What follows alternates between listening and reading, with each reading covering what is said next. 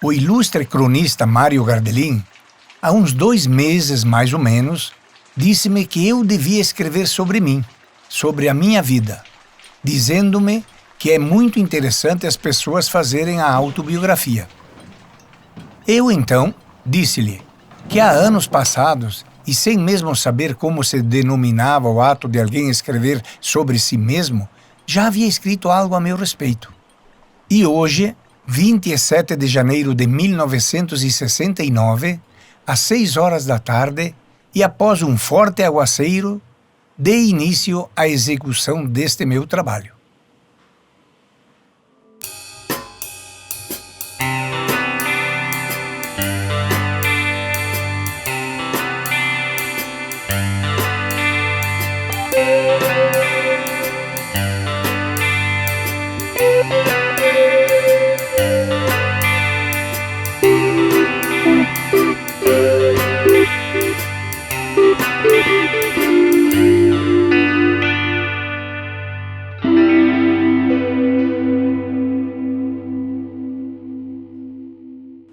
A segunda vez que fui de castigo no colégio São José foi por não saber corretamente o credo.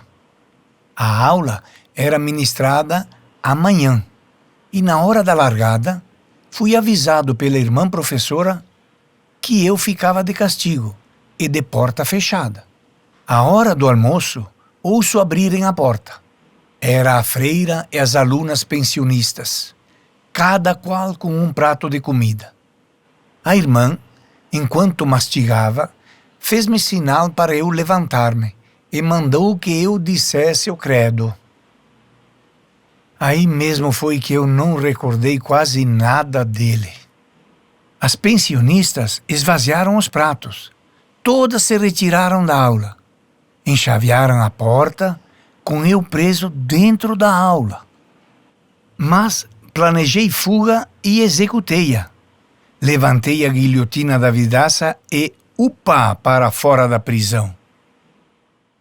A avó sempre dizia, o Joaninho deu trabalho, porque ele não queria estudar, ele fugia da escola. Uma das tantas características do João Spadari é que ele não gostava da escola tradicional.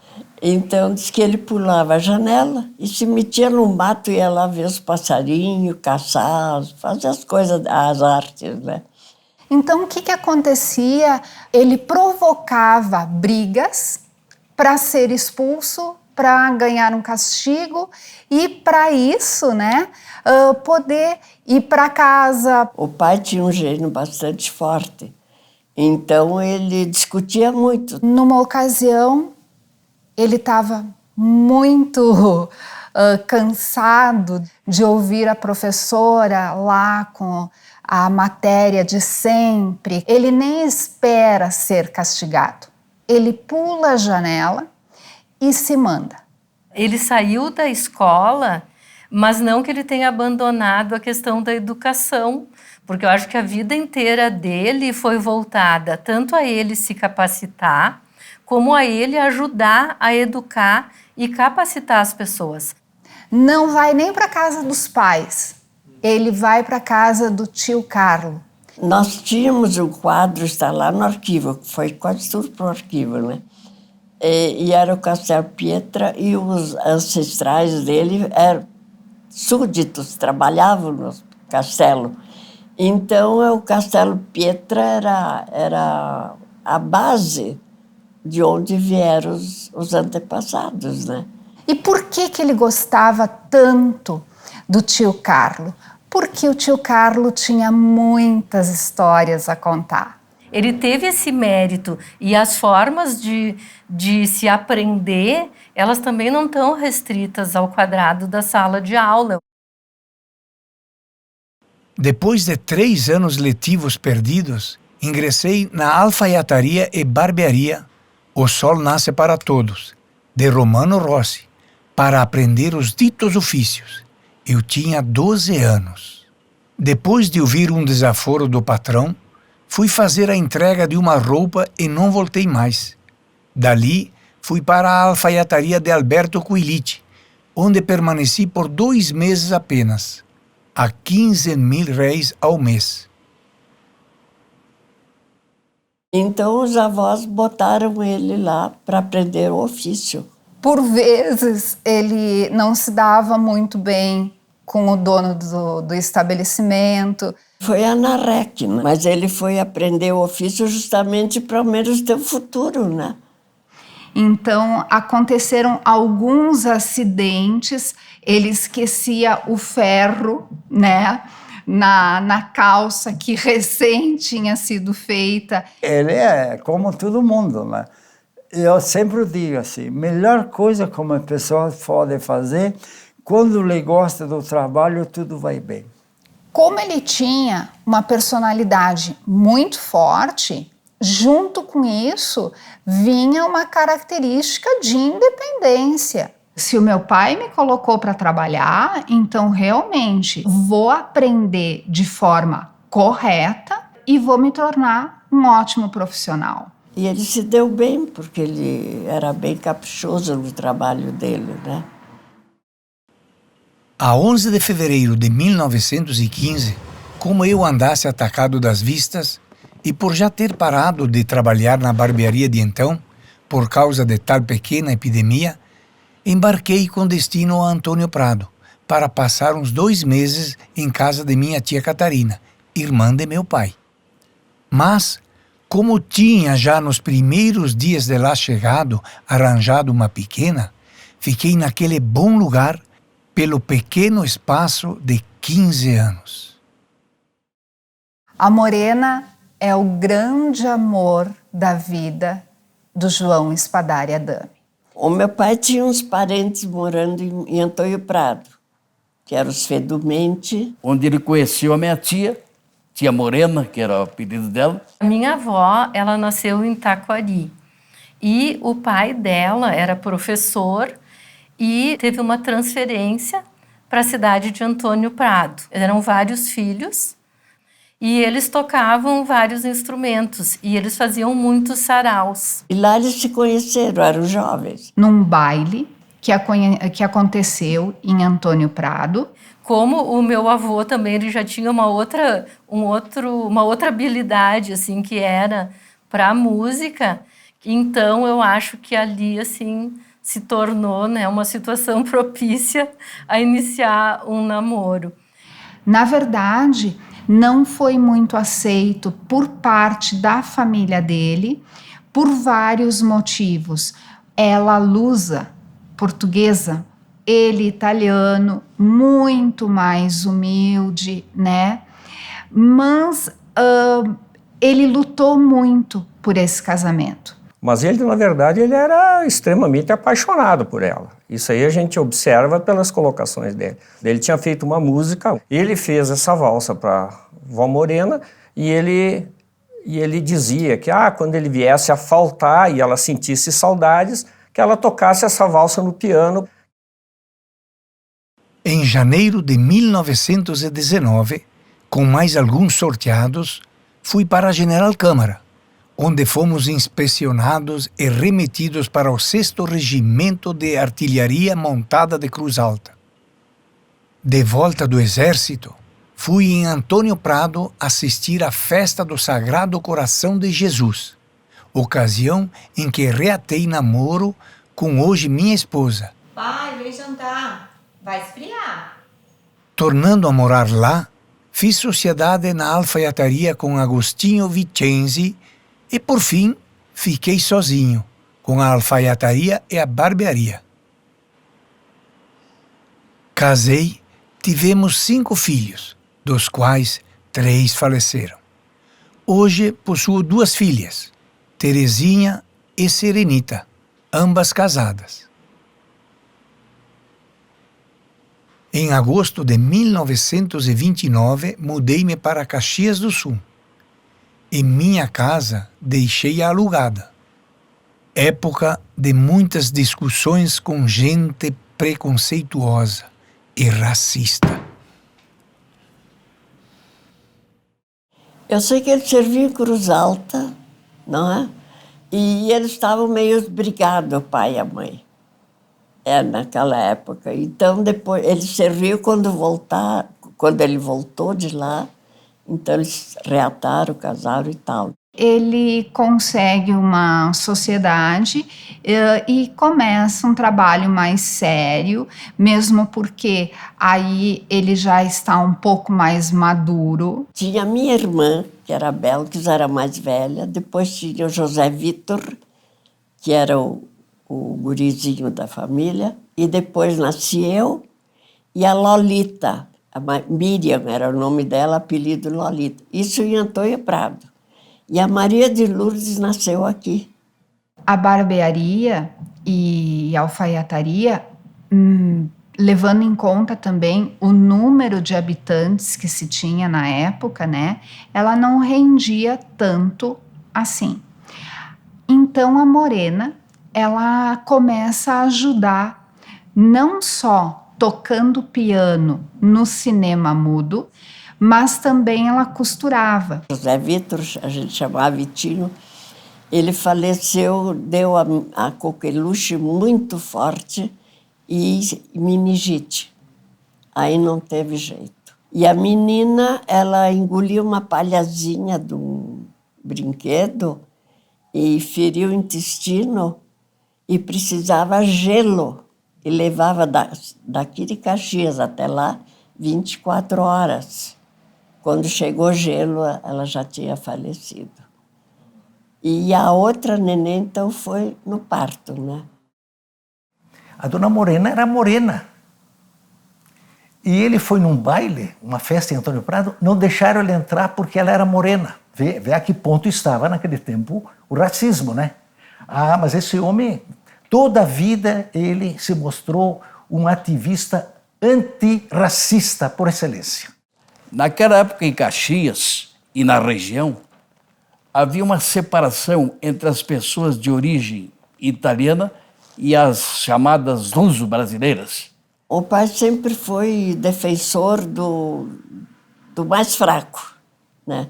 E a gringada, tu sabe, italiana. Minha avó veio com 16 anos da Itália e conheceu meu avô aqui em Caxias, porque ele era sapateiro.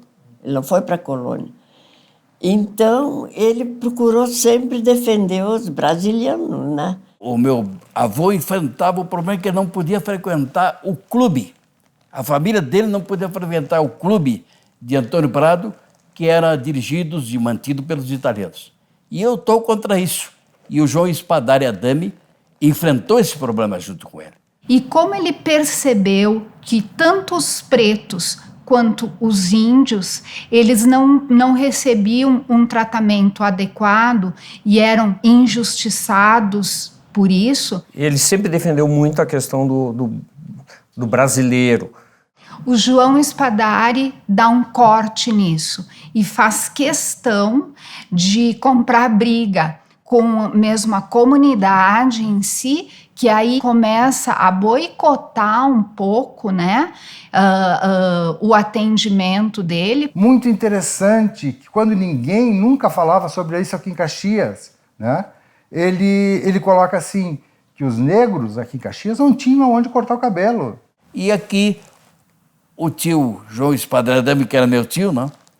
Ele se tornou um dos nacionalistas da época. No meio onde o fascismo estava em evidência, né? Ele atravessou todos aqueles anos de fascismo exacerbado.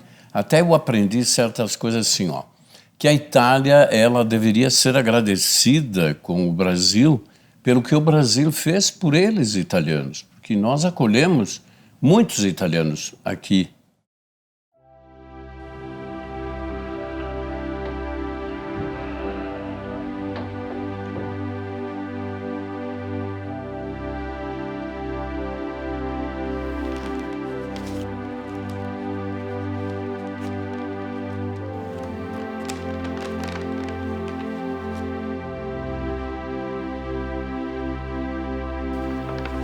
Ah, meu velho amigo.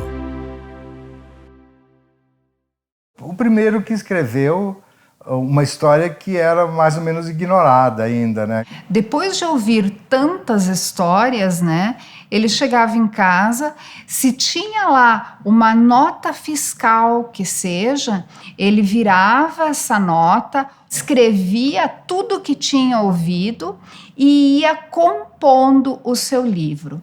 Para organizar, ele costurava na máquina, fazia os cadernos.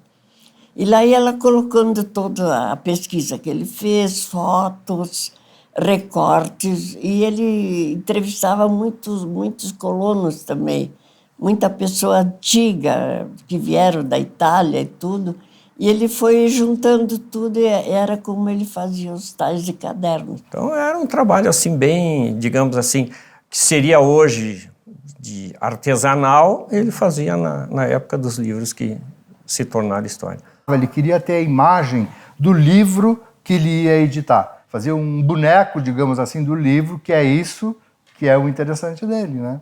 Ele colocava lá qual o tipo de letra que ele queria para seu título, tamanho da letra, qual o espaçamento que tinha que dar entre o título e o subtítulo. E vamos supor que não saísse exatamente como ele queria, ele fazia a editora fazer de novo. Depois ele corrigia os livros com a caneta, né?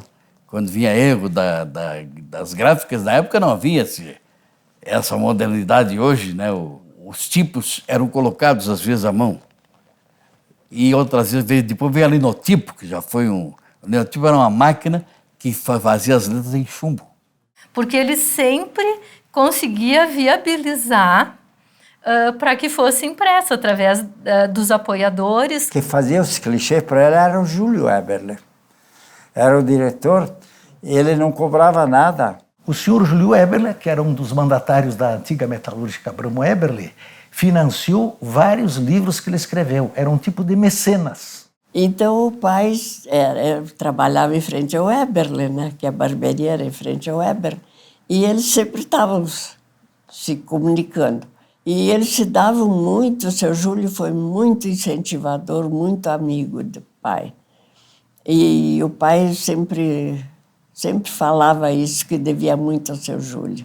E qual o destino desses livros? Eram distribuídos para todas as escolas da região, principalmente as municipais, universidades, também era mandado para outras cidades. Tudo que era registrado 3, 4, 5, 10 vezes. Essa máquina que ele adquiriu, ele me deu quando eu fiz 15 anos, né? Então, depois eu emprestei para ele, porque ele levou para lá, né? A máquina dele era mastodôntica, né? Era aquelas máquinas antigas, mais antigas, não era a máquina do tempo que nós estamos ali, era de um tempo de 20, 30 anos antes. Era como se passasse a limpo, né, na máquina.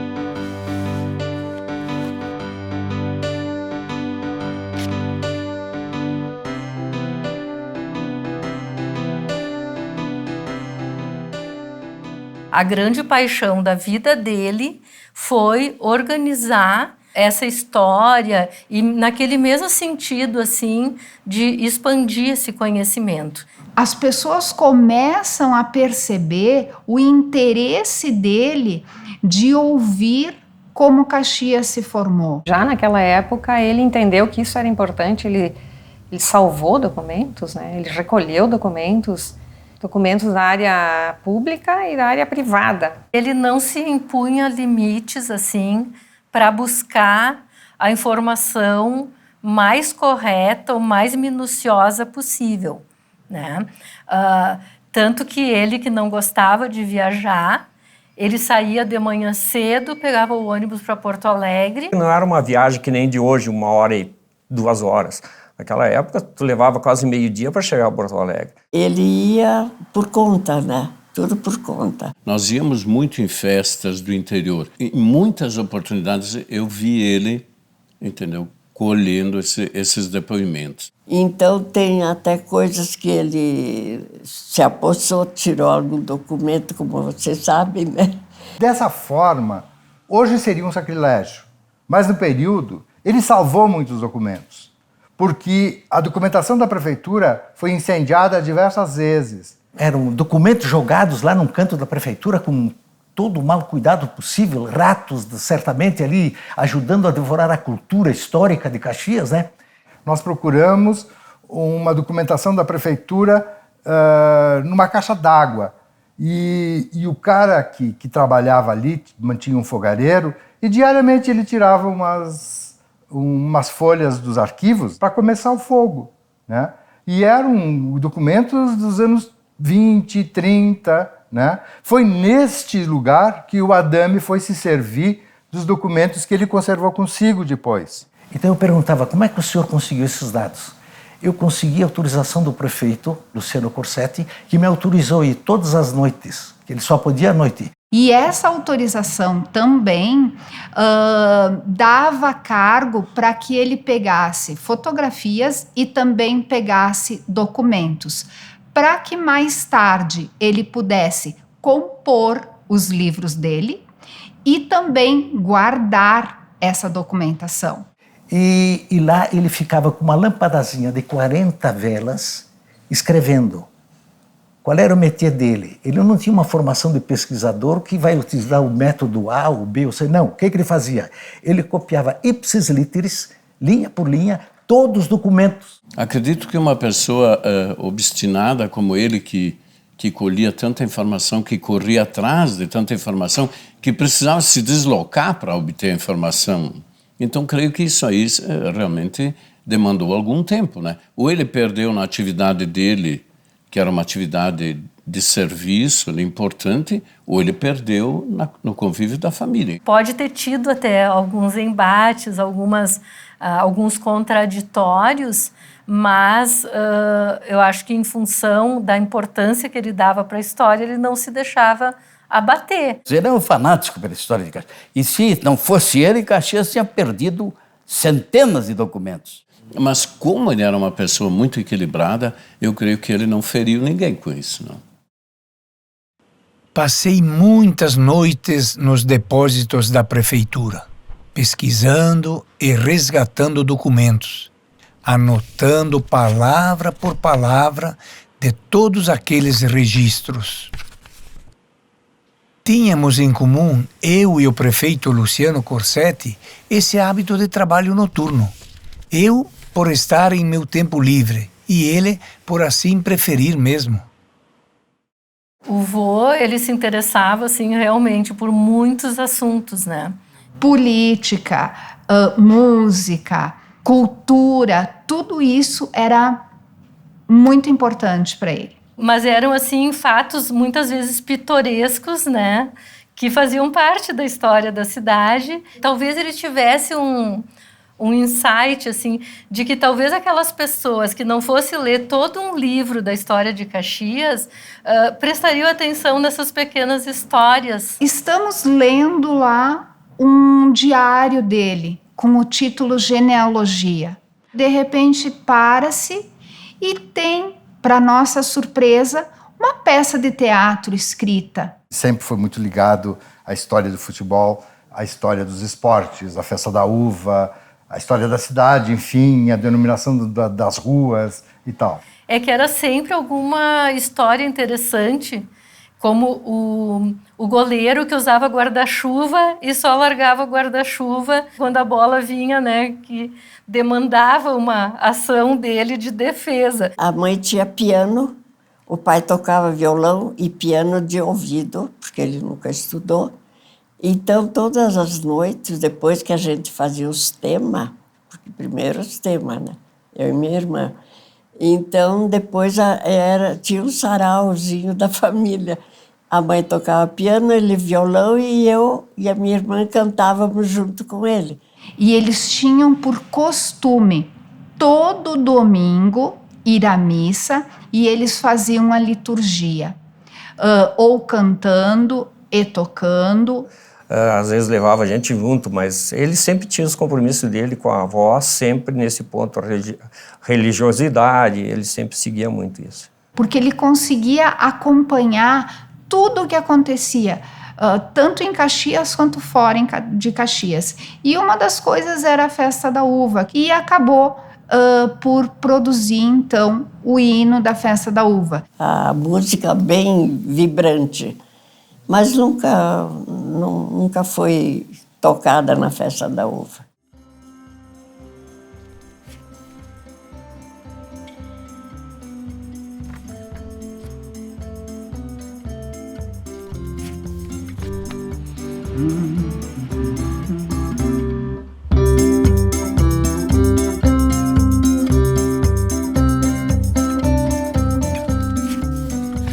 Olha quanta gente boa reunida. Pensamento e ação para o progresso. Era uma barbearia com história, com fundo histórico, né?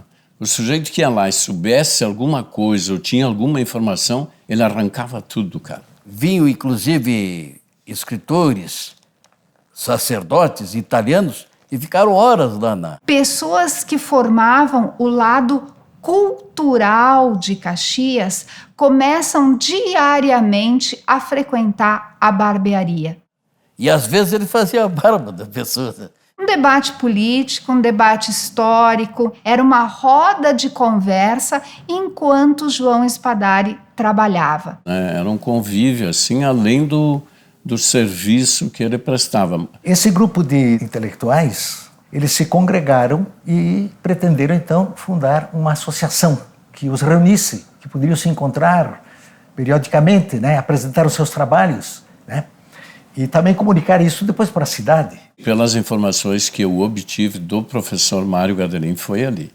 Foi ali que surgiu a ideia de se fundar a Academia Caxiense de Letras. Porque havia jornalistas também, o Jimmy Rodrigues, o Lacava Pereira, Eloy Lacava Pereira e outros, né, que compareciam ali e depois proporcionavam espaço em rádios ou em jornais. E ele ter feito parte do grupo que criou a Academia Caxiense de Letras é importante também, né? Porque eles tinham, com certeza, a intenção, com essa reunião, de que as coisas progredissem. E se dedicavam muito, tinham muito entusiasmo pela academia. Depois a tia Maria também, a Dami Tatchenko, que era a irmã dele, também participou muito. Ele era um sugador de informações. O que chama atenção é que ele era muito articulado. Ele era assim, ele falava qualquer assunto. Então tem alguns que, mesmo sem cursar esses níveis de escola e até universitário, eles têm uma capacidade porque leram muito. Ele deve ter lido muito na vida. Não tem assunto que a gente se meta hoje que o Adame já não deu uma ciscadinha ali. Ele acumulou um conhecimento incrível durante toda a vida dele. Eu fiz um trabalho sobre os poetas caxienses e retornei muitas vezes ao Adame, a esse período em que ele criou a Academia Caxiense de Letras, porque ele fez biografia de alguns dos poetas que depois nós reinvestigamos. Muita poesia sobre assuntos diversos, muitas crônicas. Quando a gente fala sobre a Violeta Cartier, o Adame foi um dos responsáveis, ele inicialmente, para que a memória dessa poetisa não se perdesse. Ele procurou fazer o quê? Uma história da educação, que ele publicou. Uma história da música em Caxias, que ele publicou. A história da poesia em Caxias, que foi publicado no livro. Já fazia parte da nossa rotina, da nossa vida, tanto ele escrever, como de vez em quando sair publicar um livro, como esses escritos, né, de jornal. A ideia dele surgia e ele escrevia. Eu acho que ele é até visionário, porque algumas coisas da época, se tu for ver hoje, praticamente continuam. A questão do próprio racismo, a questão do brasileirismo, das etnias e tal. A história da imprensa em Caxias. Ele nomeia, num dos livros dele, todos os jornais que ele conseguiu pegar no arquivo, né? Que eu lia coisas dele no jornal do Mansueto, o Caxias Magazine. Ele escreveu no meu jornal também. Eu era guri, com 15 anos eu fundei o jornal Estudante e ele escreveu algumas crônicas. Mas ele escreveu mais nos jornais da época. Caxias tinha 2 jornais importantes antes do Pioneiro, A Época e O Momento. Tanto é que diziam os gozadores que a época estava sempre fora do momento e o momento fora de época. Eram 2 semanários e ele escrevia nos 2. Os professores procuravam ele. Eu me lembro assim, muitas palestras no Colégio São José, no São Carlos, e também escolas municipais, que ele ia muito seguido da palestra. Ele visitou praticamente todas as escolas, principalmente particulares de Caxias, né?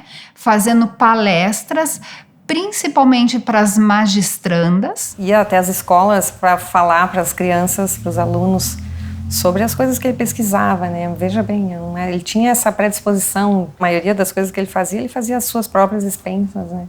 Ele se sentia, digamos assim, muito bem por ser um reconhecimento, por ele, principalmente por ele ter, digamos assim, estudado muito pouco e o resto ter aprendido tudo com a própria vida e com o próprio trabalho dele.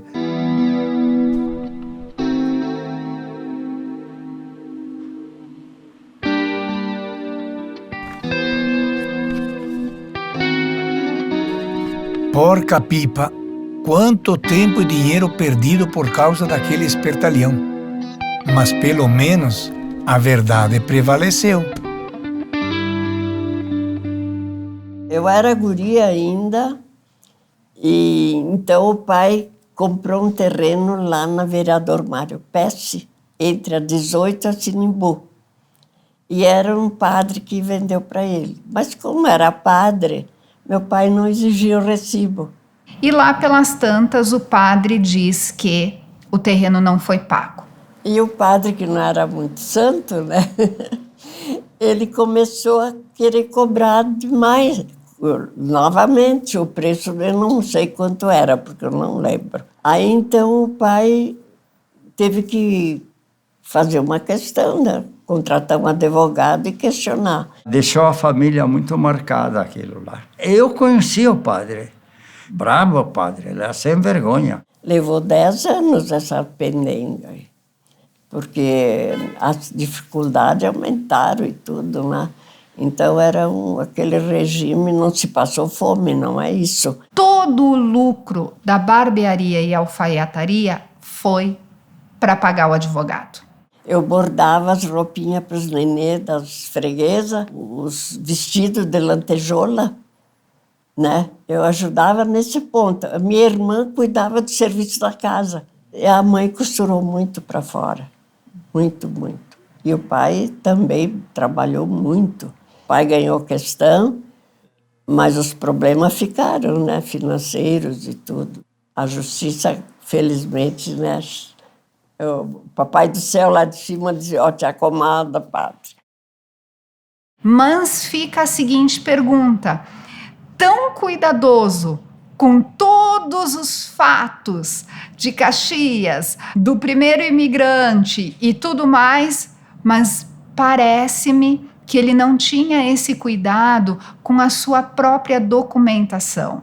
Como pesquisador, hoje a gente entende o que é a pesquisa, porque faz pesquisa, né? Ela envolve a pessoa de tal maneira que tudo o resto fica quase secundário.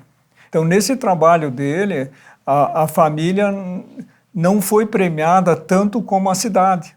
Às vezes, claro, tu tinha os lazeres de família, mas normalmente 90% do que se discutia, que se conversava, que eu via que ele conversava mesmo com os outros, era, sim, referente à história de Caxias do Sul. E era um assunto que ele gostava, mas, sem dúvida nenhuma, se admirava esse trabalho. O pai era assim, ele era muito bom, muito tolerante e tudo, mas tinha horas que se a coisa não andava como ele queria, ele ficava muito bravo.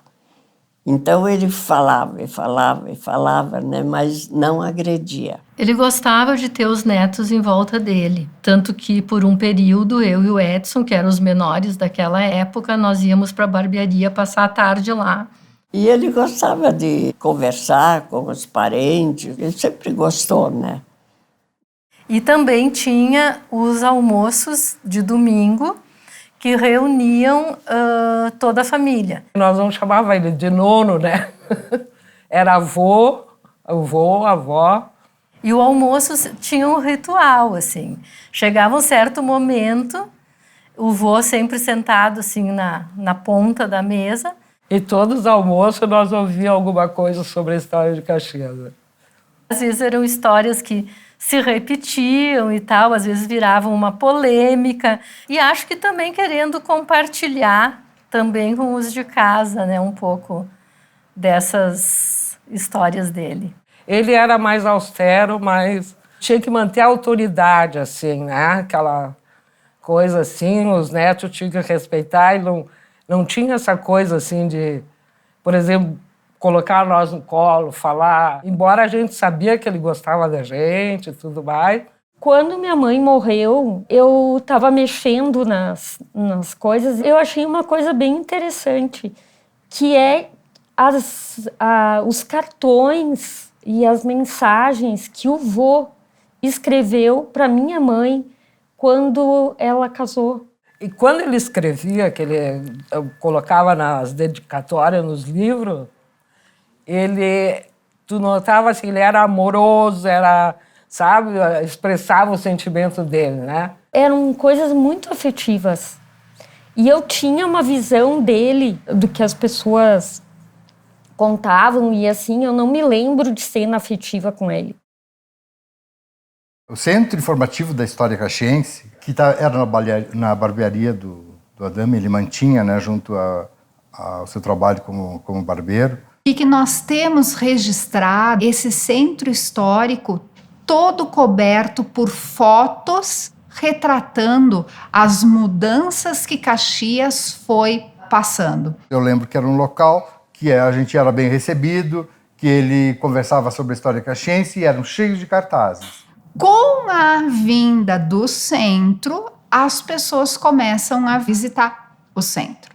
E ele foi feliz, porque se tu pegar as fotos dele dando palestra ou recebendo lá na barbearia as crianças e tal, os estudantes, tu vê pela expressão dele, ele se iluminava. Mas a prefeitura providenciou um local para ele atender os estudantes, primeiro junto à biblioteca municipal, e depois foi construída uma casinha, uma mini casa de madeira na praça. Ele tinha uma banquinha ali que ele fornecia, então, oferecia os livros que ele tinha, esses opúsculos sobre a imigração, a colonização, e dava aulas para a gurizada. A gurizada dos colégios, né, vinham ali, os professores diziam, vamos falar com o professor João Espadaro. Ele era um mestre.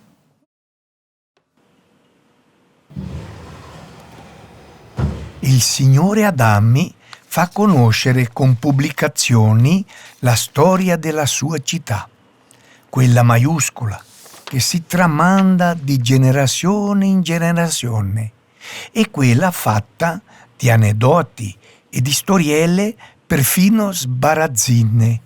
Di Caxias ha raccolto tutto con la passione di un innamorato e con il rigore scientifico di uno storico provetto.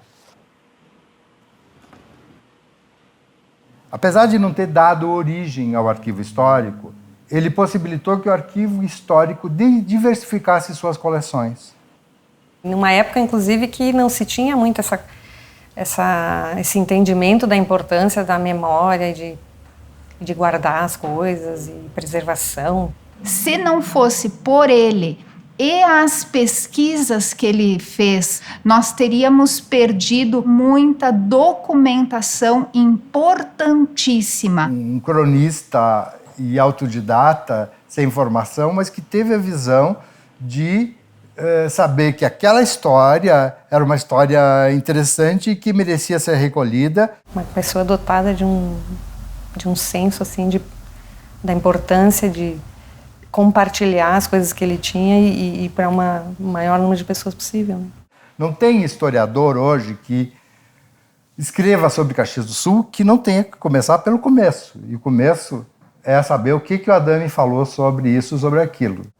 Deve servir como exemplo de como se pensa à frente, né? E nas questões fundamentais de formação dos cidadãos. Esse trabalho do meu avô é bem de pesquisa. Ele, até um determinado tempo, ele só lutou por ele mesmo. Ele gostou do que ele estava fazendo. Apesar do método autodidata dele, ele conseguiu ser respeitado pelos historiadores e por quem tem um viés mais acadêmico, né? Na época dele, sem transporte, sem a facilidade que a gente tem hoje, sem o conhecimento de escola, assim, sem internet. A pesquisa sempre depende do... Quando chegar no final é que explode, então, realmente isso aqui valeu a pena, está aí, o conhecimento vai poder ser compartilhado com toda a sociedade, que foi o que aconteceu. E o reconhecimento por vários escritores caxienses sobre a história de Caxias na obra do João Spadari é fundamental. Que uma pessoa que se dedicou a tudo isso, realmente é uma pessoa a quem o país deve um grande serviço. A história de Caxias seria outra, não existiria completa se não fosse João Spadari Adame. Eu lembro que um dia nós tínhamos, a casa era diferente, depois houve reforma, tinha as prateleiras com os livros, e quando a ambulância veio buscá-lo, quando ele passou pelos livros, ele lançou aquele olhar, sabe, um olhar de despedida mesmo, sabe? E aquilo me comoveu. A doação que ele fez, né, de tudo que ele tinha, a família, aliás, né, nesse caso foi a família. Mas ele já acho que imaginava isso, né, quando ele estava guardando. Ele sempre desejou que fosse mantido tudo que ele recolheu num arquivo. Então a Maria providenciou tudo, falou com o prefeito, com todo aquele trâmite, né? Então eles vieram e levaram tudo.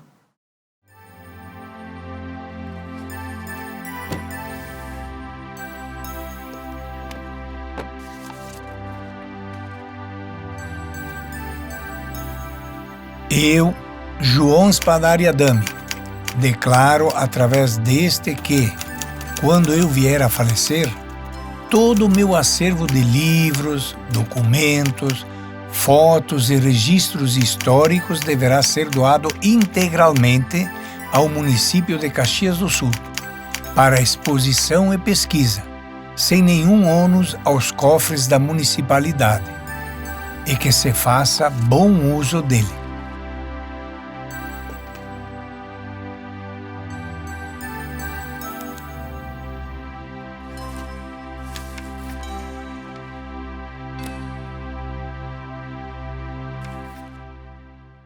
Uma pessoa muito importante para Caxias e um orgulho para a gente.